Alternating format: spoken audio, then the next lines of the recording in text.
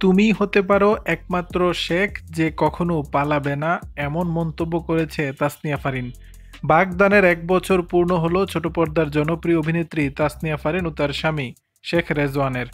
গত বছরের ১১ই আগস্ট ঘরোয়া আয়োজনে তাদের আগড সম্পন্ন হয়েছে। দীর্ঘদিনের প্রেমের সম্পর্কের পর বিয়ের সিদ্ধান্ত নেন এই জুটি। গত বছরই সেরে ফেলেন বাগদান পর্ব। ১ বছর পূর্তিতে জীবনের বিশেষ এই দিনটি স্মরণ করেছেন তাসনিয়া ফারিন।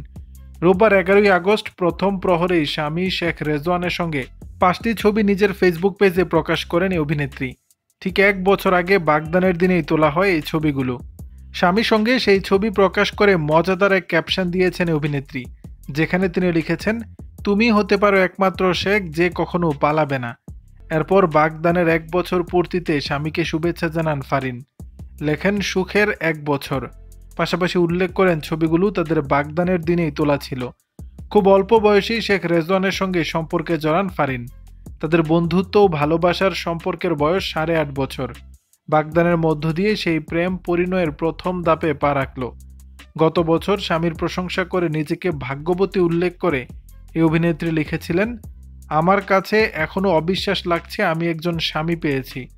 আমার মনে হচ্ছে আমি সবচেয়ে ভাগ্যবতী মেয়ে। শেখ রেজওয়ান, ধন্যবাদ আমাকে বিয়ে করার জন্য। আমি তোমাকে ভালোবাসি। দর্শক, বিষয়টি নিয়ে আপনাদের মতামত জানাবেন নিচের কমেন্ট বক্সে।